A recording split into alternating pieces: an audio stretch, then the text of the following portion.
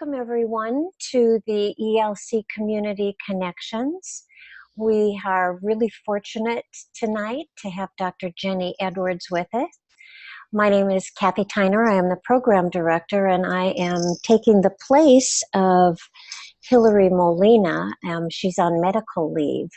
So I'm really excited about Jenny's presentation on invitational education and practice in higher education.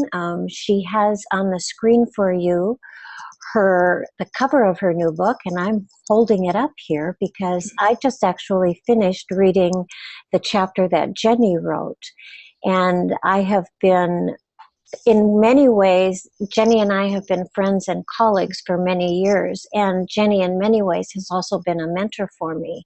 And she's been a mentor for me in this invitational education and has taught me a great deal about language. And so reading her chapter, I loved reading her chapter because I could actually hear Jenny. I could hear her voice in some of the sentences and some of the questions that she was posing.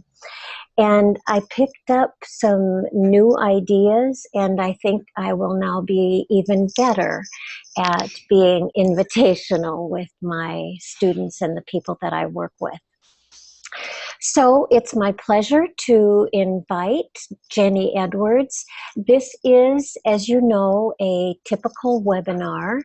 And so the way that you will communicate is through chat. The only person that will be speaking will be Jenny as she presents her information.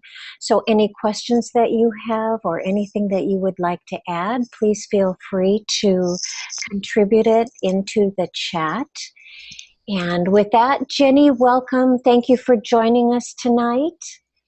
Thank you very much, Kathy, and you are my mentor. It goes both ways. Yeah, well, I feel honored that you would even say that. Oh, thank you, Jenny. We've had a long, wonderful collaboration. Yes, we have. At Fielding. So it's, I appreciate being asked to present. Kathy and Hillary Molina invited me to present on whatever might be of interest. And Sheila Gregory and I just came out with an edited volume with obviously many, many wonderful chapters from around the world called Invitational Education and Practice in Higher Education, an International Perspective. And I first became interested in invitational education when I was teaching kindergarten many years ago.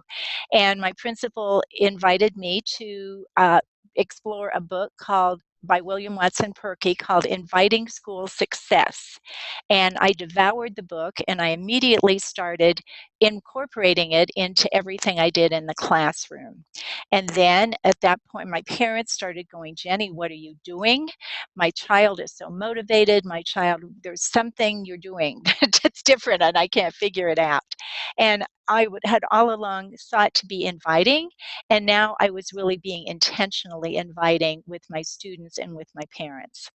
And then I moved into giving seminars for teachers, for teacher recertification, and I would call them before the seminar, and I would bring food to them on a Friday night. It was 2 Friday nights and 2 all-day Saturdays at Colorado Christian University in Denver, and really have sought to do this in everything that I do. In 1988, I attended a seminar, a pre-conference at National Staff Development Council given by William Watson Perky. And he talked about the Alliance for Invitational Education, International Alliance for Invitational Education. I joined that and have been a member ever since on the Board of Trustees. William turned over to me a document that he and Paula Helen Stanley had developed of all of the abstracts from studies on invitational education. And that was in 2005. I've updated it each year, and it's up to 127 pages. There's an incredible body of research on invitational education. These are the founders, William Watson Perky here on the left, and Betty Siegel, started the international, they just said they were basing it on self-concept theory, the democratic ethos, perceptual theory, and they had studied self-concept with Arthur Combs, and they are the founders. And then John Novak down here on the right was a student of Williams, and he is basically considered a co-founder, the three of them. And then also Peter Wong in the middle here was a student of Dr. Perky's, and he took it back to Hong Kong. It is all over Hong Kong and spreading into mainland China, and he is a major mover and shaker. In fact, in our conferences in the U.S., we'll have most of the conferences in the U.S., and then twice, I think 2005 and 2012, we had a conference in Hong Kong with a pre-conference in Nanjing, China, and then a post-conference in Bangkok. And Sheila and I were fortunate to be able to go. We have the Inviting School Award, and they like to do the peace sign over in Hong Kong, and they send people from the U.S. over, and they go around to schools, and the schools have done a lot of work on being inviting in various areas, and then they will make the awards, and it's a huge deal. And I asked a good friend of mine, Cleo Chan, who is principal of the Creative Primary School over there in Hong Kong, and I said, why is it such a big deal in Hong Kong? And she said that it's really important because parents can send their children wherever they want to send them. And so when your school has an Inviting School Award, that really separates it from the other schools and makes it stand out. The website is called invitationaleducation.net, and we have an Inviting School Award every year, and we have different categories for dissertation research, for school-based research, classroom-based, for independent studies. So we've had a number of award winners through the years. And this book just recently came out, which is the second edition, Fundamentals of Invitational Education. It's on Amazon. It's just a real short, quick read that will tell you all the key features of invitational ed. And the main purpose is to invite. I remember my principal told me years ago, he said, who is a student going to work harder for? Someone they love or someone they hate? And he was really encouraging us to really show caring to our students so that they would like us, to build those relationships so they would be interested in learning. And it's all about learning, isn't it? And learning and helping our students to achieve to their highest. So the way we'll be doing this, the first piece is on basic elements of invitational education. What is invitational ed? And then we'll go through each chapter of the book and share one of the key ideas and invite people who are participating to share additional ideas, like what does this idea spark? And there are thousands of ideas in this book. It was such an honor and privilege to be able to work with the authors and to be able to, oh my goodness, I learned so much. And I think, if I could just incorporate all of these into my practice, we have chapters literally for every basic area of the university and college. So one of the key pieces is intentionality. Just like this little child, it appears to be intent on looking at himself or herself, probably a little boy, in being a graduate. It's intentionally focusing on being inviting in every conversation and saying, how can I build this person today? As well as having an ethic of care, to truly care about our students. One of the, Amy Duncan in her chapter, which we'll talk about later, talked about how can I share with my students that they're a top priority for me? Another one is optimism, knowing and believing in the people that we're working with and knowing it's all going to be fine. As well as respect, showing absolute, total, unconditional positive regard for the people we're working with, as Carl Rogers used to say. And then trust, having a trusting environment. And I love the book by Bryken Schneider called Trust in Schools. And they studied the Chicago school district, and they found that when there was no trust in schools, there was very little chance of bringing about changes in schools. However, when there was trust, they had a huge chance of making improvements for the benefit of students. So the book by Bryk, B-R-Y-K, and Schneider, S-C-H-N-E-I-D-E-R, called Trust in Schools. So trust is a key piece. And then they have developed the 5 assumptions of invitational education. One of them is people are able, valuable, and responsible and should be treated accordingly, to once again just carrying on this ethic of trust and care. And then number 2, education is a cooperative, collaborative process where everyone matters. So let's work together for the success of the students. And I remember a study many years ago, I believe it was in 1988, and they were talking about the researchers were looking at effective schools, and they were taking every measure of school effectiveness, parent satisfaction, student achievement, school climate, teacher satisfaction, every type of thing they could find. And they were trying to determine what is the difference between the effective schools and the schools that are not as effective. And they did one key little thing, and they were looking at K-12 education, and they put a voice-activated tape player in the faculty lounge. Now that could be fairly scary. And so they gathered that data, and they found the one difference between effective schools and not quite effective schools was that in the ineffective schools, the teachers said, well, yeah, I had him last year, you got him this year, good luck, sweetheart. Versus in the effective schools, they would say, let's work together. I had him last year. Let's get together and talk. Let's work together to make the student successful. So they were using we and us and our rather than I and you. It was a single difference. So making it a collaborative venture. And at Fielding, I always go where there are our students. And then the next would be the process is the product in the making. So basically the process matters. It's important the way we may come to a decision, and the way we come to the decision is just as important as the decision itself. And I love this one. I would say this is probably William Perky's best or most exciting.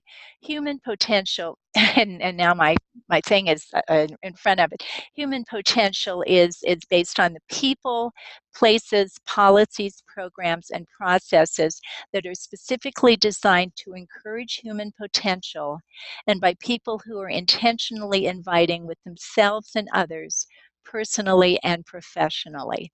So being inviting personally would include working out, eating healthily, getting in a good night's sleep.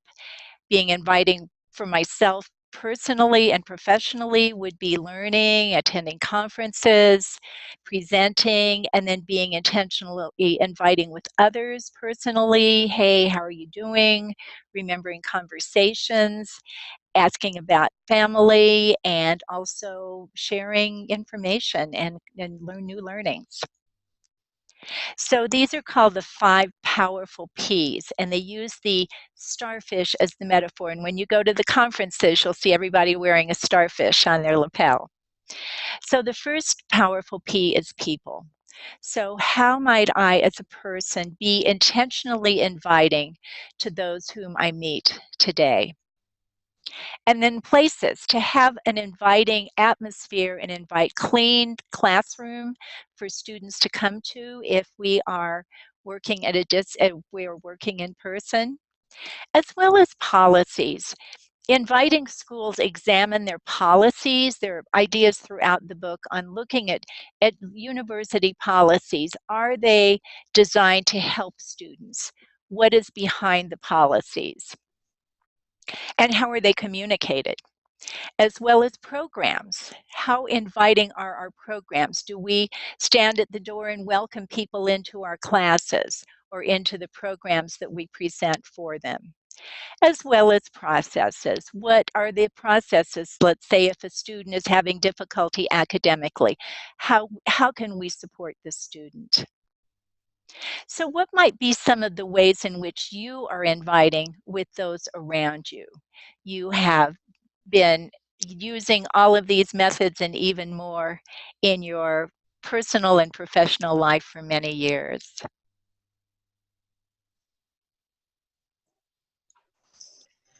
So thank you, Jenny. I have this is interesting, and I apologize if this isn't quite working tonight. We do have 5 viewers, and I have put a message in the chat, and I've opened it up to allow viewer chat, but we're not receiving any chat, and I'm afraid that I might have done something wrong. Okay, no worries. That's fine. Okay. Thank you, So I Jenny. would invite you to think about all the many ways that you are inviting with those around you. And so now I would like to go through the chapters in the book and just give one of the thousands of ideas that each contains.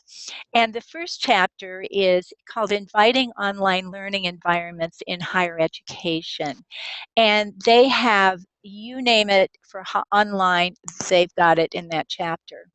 And I was particularly struck as I was going through the book thinking about what might be a key piece to pull.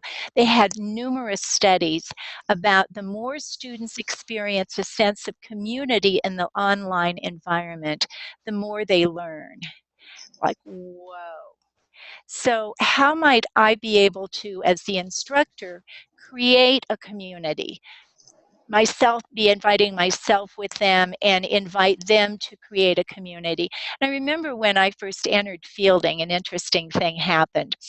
I approached Don Bushnell and I had a question about mentoring. I was very interested in and passionate about learning about mentoring. And Don said, and of course, he was the professor, so I just assumed he would give me the answer. And rather than do that, he said, oh, Jenny, go talk to Andrea Zintz, and she has just finished her dissertation on the glass ceiling for women in organizations. And first of all, I was like, oh, what do you mean? You're not going to give me the answer? You're the professor. And then I really realized that that was really a gift to connect me with another student. And then fast forward to when was close to graduating, I had an opportunity. Isidro Ruby was he was one of the first graduates from the HOD program at Fielding. And he was head of the minority engineering program at the University of Colorado at Boulder. So I interviewed him and I said, well, tell me about all the things that you've been doing. And he brought that up. And he said that what he did, there was one thing he did. And boy, this was years ago, but I'm pretty clear, not the exact stats, but the general stats. He raised the retention rate of minority students in the minority engineering program in 1 year from 36% to 75%. And then the next year it went up to 82% and it stayed there. And I said, my goodness, what did you do? And he said, what he did was if someone would come to him with a question, he would connect them with another student. And he would say, oh, you know what, so-and-so has been talking about that and is investigating that topic. Why don't you go talk to them? Or so-and-so has had a question around that and has done a lot of investigating and will have some good answers for you. And what he did was just gradually weave the almost like the game where you throw a ball of string and then to somebody in a circle and they throw the ball of string to someone else who throws the ball of string to someone else, and literally just wove the students together so that they were one community. So what might be some ways in which you might help students experience a sense of community in your environment, whether online or in person? And then Amy Duncan, one of my cognitive coaching colleagues, trainers, wrote the Invitational Classroom Strategies that Promote Sustainable Learning. And her chapter is fascinating. It reads like almost a journal. So you could, people reading that would get just a journal and had many, many questions related to all aspects of people, policies, places, processes, programs, and being inviting. And one of her questions was, in what ways do I reflect to students that they are valuable and have the ability to be self-directed learners? And they really internalize what we say. And in the chapter that I wrote, I remember this study from years and years ago, and it just absolutely blew me away. And I still think about it in every interaction with a student. And the researchers were they were researchers in Israel, and they did videotaping of teachers talking to a student where the student was off of the camera, and then they did teacher videotapes of teachers talking about students. And then they showed the videos to kindergarten students, I believe kindergarten, 7th grade, high school seniors, teachers in training, new teachers, as well as veteran teachers. And within under 10 seconds, usually far less than 10 seconds, just by the nonverbals, people of all ages could tell, number one, whether the teacher liked the student, and number two, whether the teacher thought the student would be successful. And I went, whoa, that powerful. So in what ways am I reflecting to students that they're valuable and have the ability to be self-directed learners? And then Michelle Jackson wrote a beautiful chapter called Inviting Students to Learn, Applying Invitational Theory to the College Classroom. And she had many ideas of helping people be inviting as people. And one of the ideas was to really let your students get to know you as a person, and then also share with them questions you've had about your field. You know, I've really struggled with this theory, or I didn't quite understand that, or, you know, I kind of think this theory is maybe a little bit off the mark. And so really let them get to know you. And something I do in my classes, I do this kind of class, Zoom, with meeting with students. And I always have something at the beginning where we're not students, we're not professors, we're people. And I really have fun getting pictures for them. One of them is, what is a moment you love in your life that you just absolutely love living over and over and over? And one of mine was when they opened the door and I saw my husband down, and I was getting married, and he was standing down in the front of the church, and I just wanted to run down the aisle and leap into his arms. And Kathy knows Bo. I do. I know him very well. He's a sweetheart. Yes. And then things like, tell me about what was your most fabulous vacation you've taken? So it really, the students come to class and they have sorts of things going on. And a goal would be to really get the endorphins going and to get them in a really happy mood, because how are they best going to learn other than if they're in a good mood? And actually, I just bought a book on that. I was in a conference recently, and the person presenting was talking about this book that gave the research behind that. And I went, wait a minute, I do that.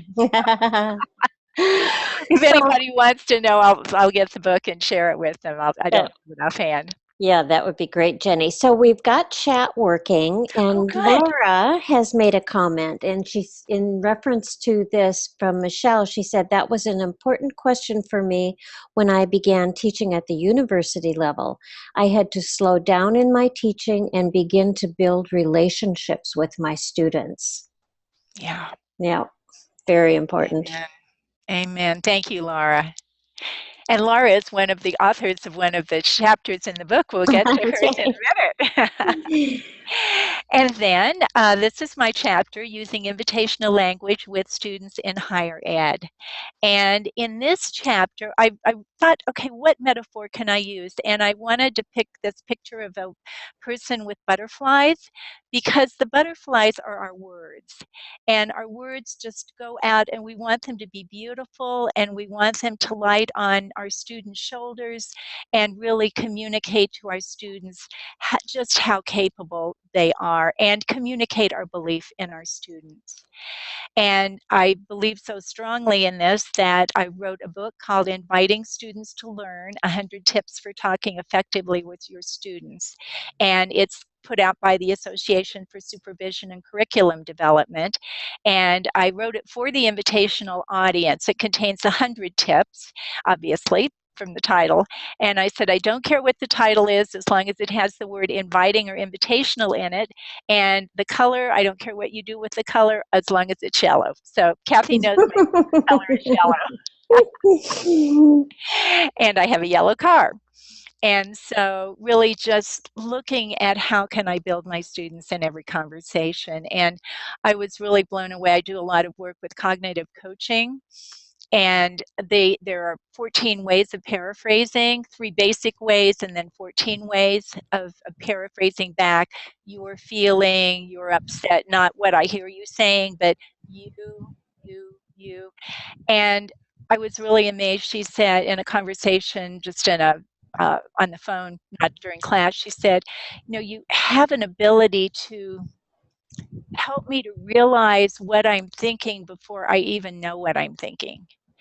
And I went, whoa, those are the 14 kinds of paraphrases, such as, so you see yourself as a person who, or so a value that you hold strongly is, or a belief that you hold. So she didn't necessarily say what the belief was, yet you're listening under. So really a mission that you might have in life could be possibly this, or, you know, you're really talking about success.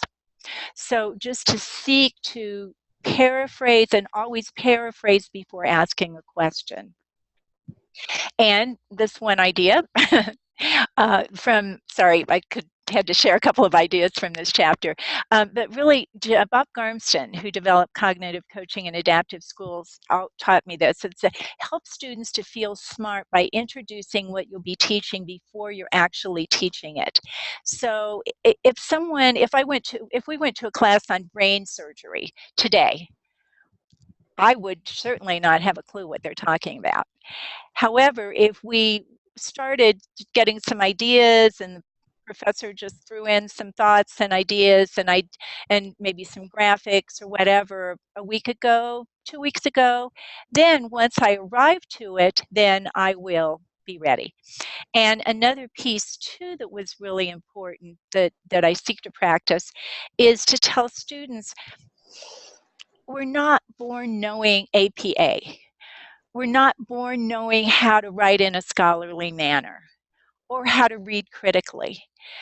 Were you born knowing how to drive? Of course not. How did you learn? Of course you learned. Were you born knowing how to write? No. Remember, you just picked up a pencil or crayon when you were very small. And so one of my students said, and I keep emphasizing this, and each week I'll give them feedback, and then they'll do it, and then each week then they gain and gain and gain. Our goal is to teach our students. And one of my students said, Jenny, your comment on we're not born knowing APA, he said that's the one thing that kept me in fielding. And I thought, wow, great. So the next chapter is called Two Theories in Attunement, an invitational and holistic approach. And I chose this graphic because they are so beautifully aligned in Hillary Brown's chapter. And she did a research study on the class that she had developed to teach invitational education.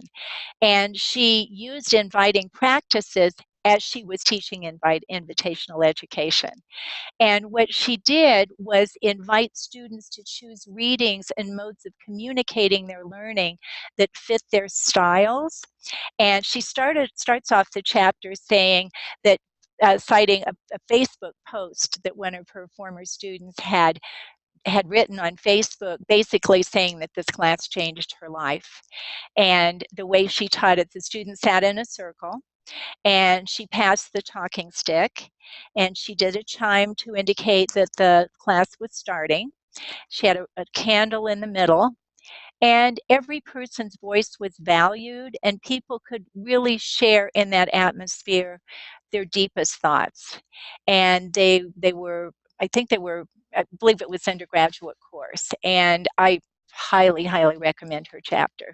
Kathy, you were reading it. Sorry, I was on mute. Yes, I was. No, it's right after your chapter, so I just I got into the book and I just kept going with it. Yes, it's good. So really beautiful way of teaching. And then Dr. Laura Mitchell and Wendy Tilton and Emily Bursmuth's chapter called Writing Your Journal Article in 12 Weeks, an invitational academic writing workshop in an English as a foreign language context. And I wish I could get Laura to talk about it. Laura, feel free to post and let me know if of course, obviously, I'm leaving out plenty because trying to condense what Wendy was over in Ethiopia for a year or almost a year, and she was working at a university, and she was working with academics over there who did not have confidence in themselves to write up their research findings and publish. And so they used a wonderful book called Writing Your Journal Article in 12 Weeks, and this is by Wendy Laura Belcher.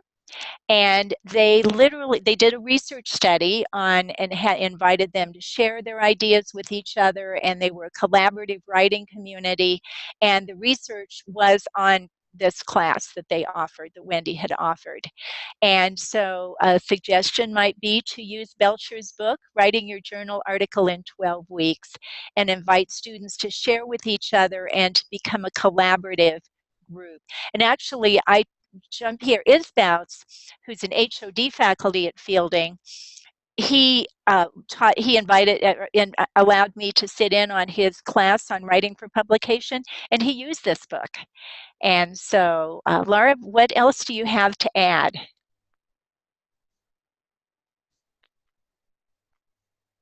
So, Chris Anderson actually has a comment here. Jenny, he says, in relation to extending an invitation for adult learners to experience the opportunity for success, I found my mindfulness is essential.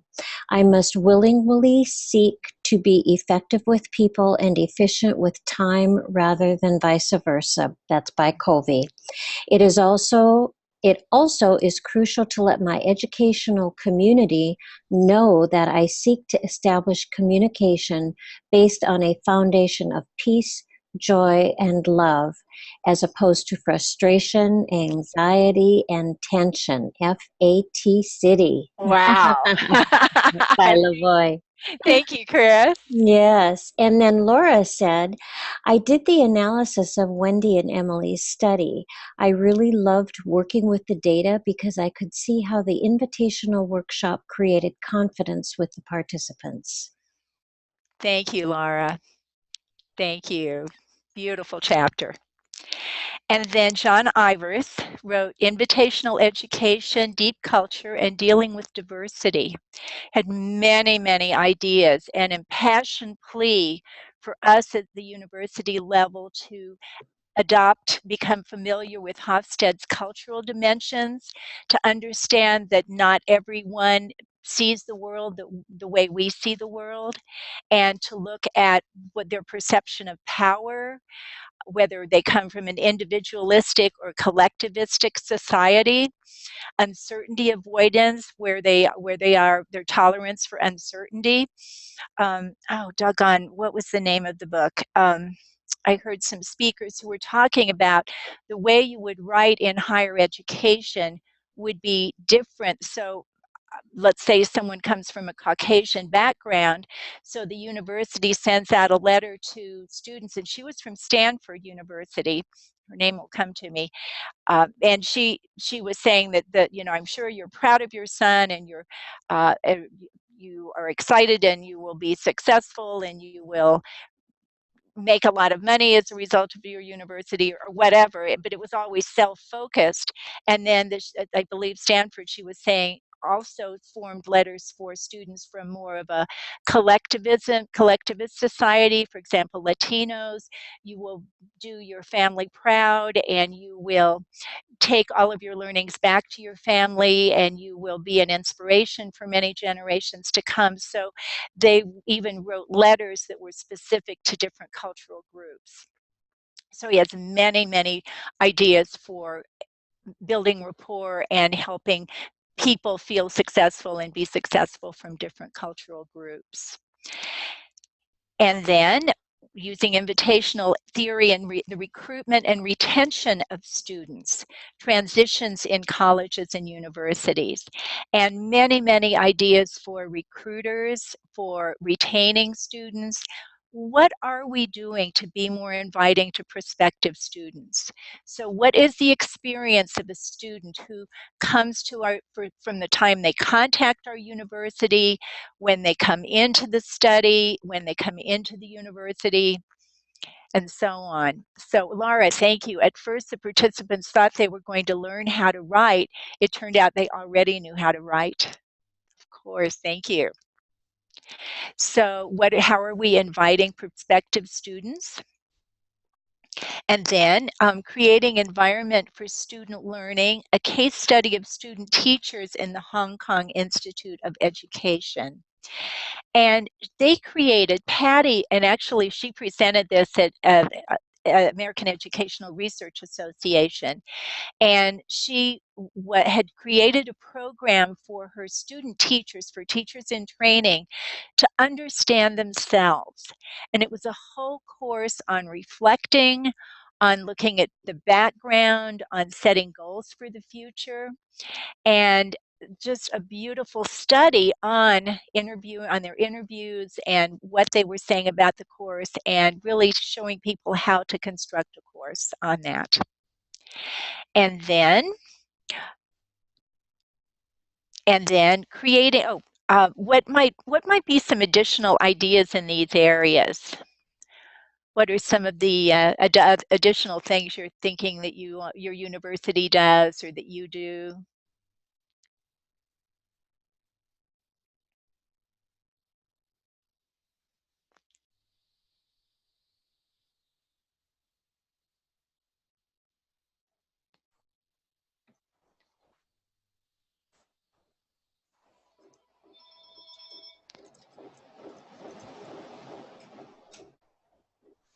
Laura states that they are looking at how to involve freshmen in their coursework.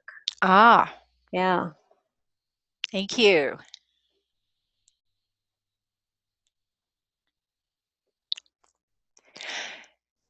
So the next chapter is by Matthew Shoup, and he talks about creating healthy college climates through intentionality of practice. And he had a case study of a gentleman from another culture and who came to the United States, and he was experiencing discrimination. He was from another country, and he really then lashed out, and then that got him in more trouble, and it was just this entire downward spiral. So he used that as a case study to start the chapter. And then he invited the reader to look at what's going on your campus, really assess the campus climate, and then develop a plan. Where are we doing well? Where might we want to tweak it? And then really create opportunities where students can express their voice. How does it feel to be a student on this campus? How does it feel as a student who is engaging in this online community? And then Charles Pierre wrote Invitational Education in the University Mathematics Classroom, and specific ideas for mathematics teachers.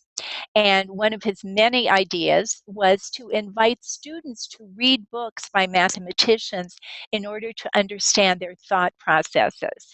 And what a great idea to really, you're not just doing math problems out here, there were real people who developed these processes for solving problems and to really learn about them as people.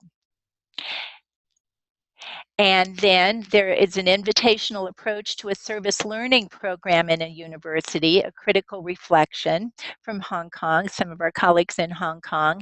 And this was fascinating. They took college students and they paired them up with high school students, and they invited them to provide mentoring. They did a lot of experiential outdoor kinds of things and ropes courses, and took them on outings and developed deep relationships, as well as helped the students in high school to see where they were going and visualize themselves. Actually, I believe they worked with freshmen, help them to visualize the pathway to college. So it benefited everyone around.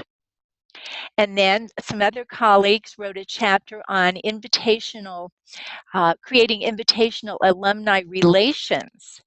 And oh my goodness, they had ideas on how to help students to see themselves becoming alums, and they would go around, they would have signs on all of the class. So this is the Hyde Hall, and this is the Jones Smith Hall, and then really look at and appreciate all the alums who had contributed money to help the university.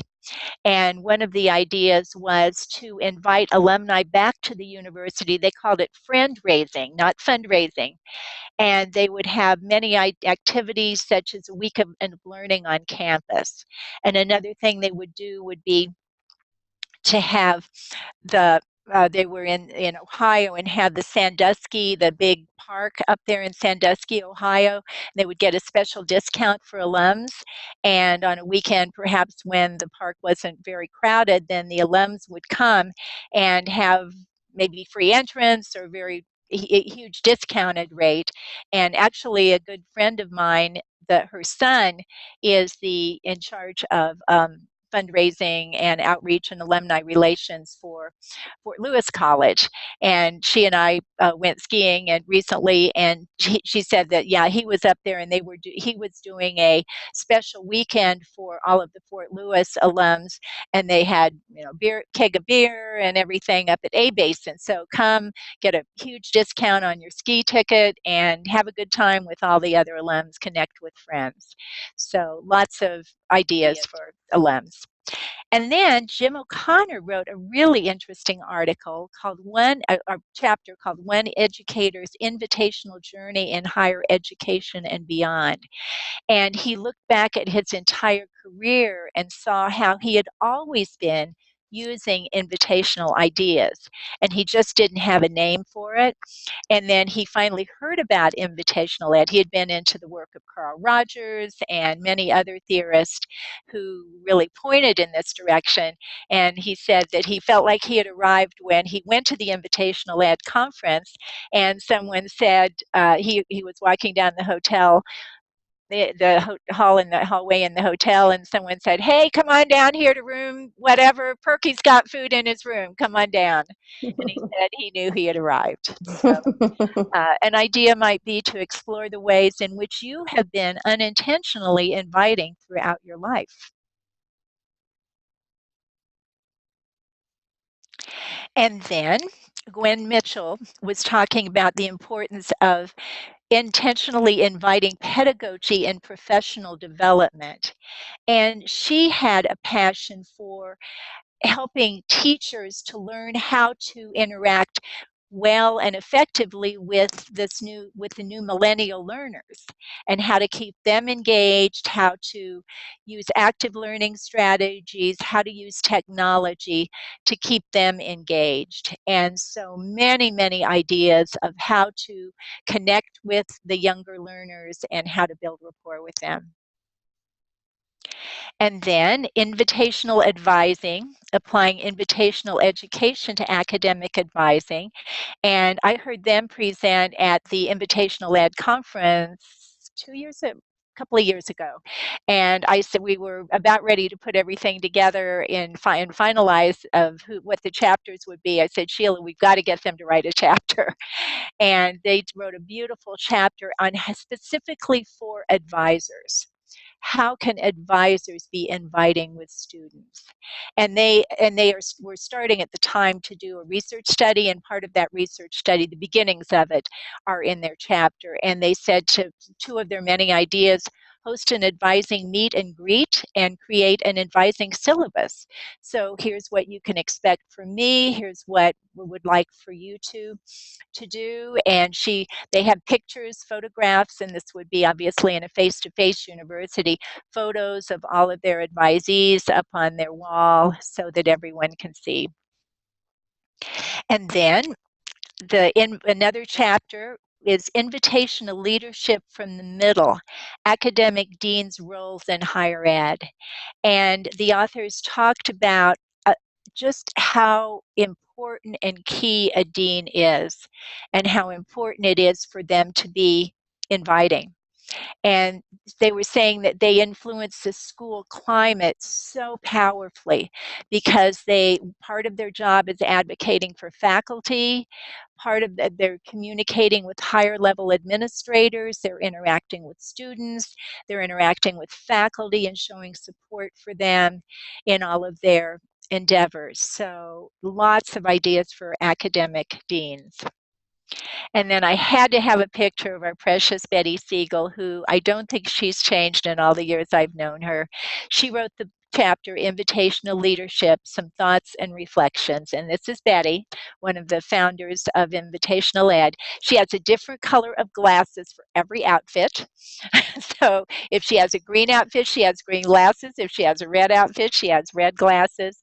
And she and William Perky are two of the most incredible, motivating speakers you would ever want to hear. And she said that on her campus, she was the first female president of a university in the country, in the US. And she said that in Kennesaw State University in Atlanta, in Georgia, and she said she had something like a 32-ton rock put on her campus. And she said, this is the rock. And she invited her students to go, and she had a number of questions that they would sit on the rock and ponder. And these are just some of the many questions, saying what really matters in your life and how do you really want to live, and how do you want to lead. So many questions. I read this chapter numerous times, and after every time I was totally inspired. And really making what you're doing, you're not just doing it because you have nothing better to do. This is your mission. It's your mission to build the lives of people. And then you go, well, how do we measure all of this? And the book concludes with 2 chapters on instruments to measure it. So Ken Smith has long had the Inviting School Survey that is for K-12. And he wrote, and then Sheila Gregory and Trevor Turner, Sheila piloted it in her university in Atlanta, Clark Atlanta, and it's the Climate and Culture of Invitational Higher Ed and the Inviting Higher Education Survey. So this chapter contains all of the information, the reliability, the validity, all of the information about that instrument. And then so this can be used in invitational environments in higher ed, and this would be more face-to-face. And then the development and validation of the invitational online teaching assessment, IOTA, by the following authors. So these questions are specifically for faculty who would like to evaluate the effectiveness of what they're doing online. And this one, I don't know about whether there's a charge for the one that's for face-to-face. This one's totally free, and the link is in the book. So you are able to access that and just give the link to your students and invite them to fill it out, and then the data will come back to you to assess your online environment. So what might be some additional ideas in these areas?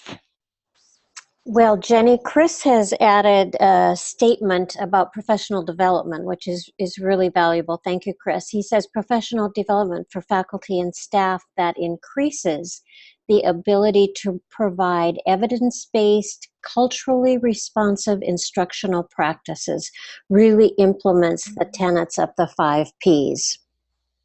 Wow. Thank you, Chris.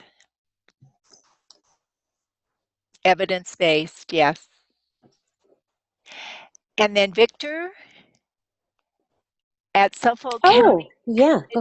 Go ahead, Kathy. I'm sorry, Victor, I didn't see that. I missed that. At Suffolk County Community College, New York, we are exploring the application of IE to our academic services, particularly the writing studio, in which I am a tutor. We are mindful of the importance of social and academic bonding and see our role as tutors as crucial in helping students bond to the institution. Wow. Yeah. Wow. So I would invite you to propose the deadline for submitting to do a proposal at the conference in Lexington, Kentucky is the end of April, and would invite you to, let's see, the conference is November the 1st through the 5th, in November 1st through the 5th in Lexington, Kentucky. And we're staying at the Hilton downtown. That would be the main hotel. So I would invite you to propose a seminar on that.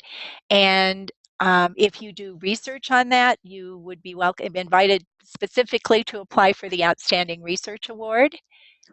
And I'm curious, so Victor, I'm curious about how everyone heard about this. I know that Joan Fretz advertised it for invitational through the Invitational Ed link, and wondered, maybe Victor, you're already obviously involved, and so are you, Chris. So maybe you heard about the seminar through Joan.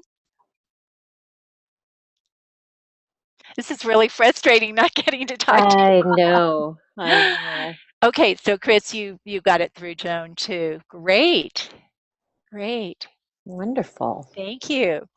So what might be some of your questions about the book, about using, you obviously are, all of you are definitely into invitational education.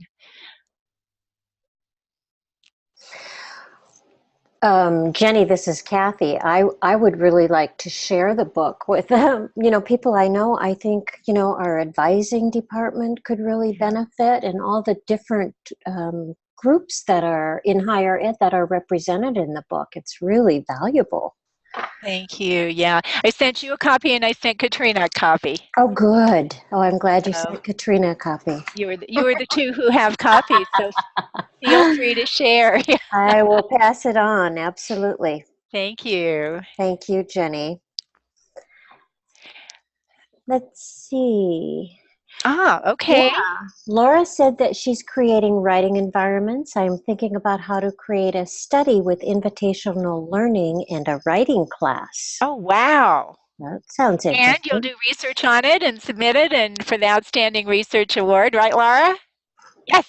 And Victor says that he learned about the seminar through Joan, whom I have known for several years when I taught public school and attended last year's conference at which we presented. Fantastic. And Laura said, yes, she's going to do the research. Well, Jenny, on behalf of everyone here and Fielding Graduate University, I really thank you for your wonderful presentation this evening.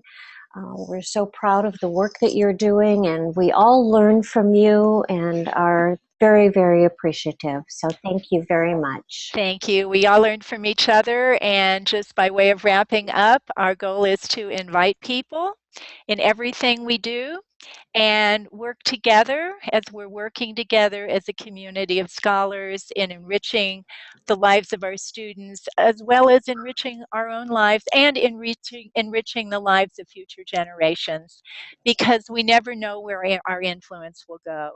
And we are going to influence thousands.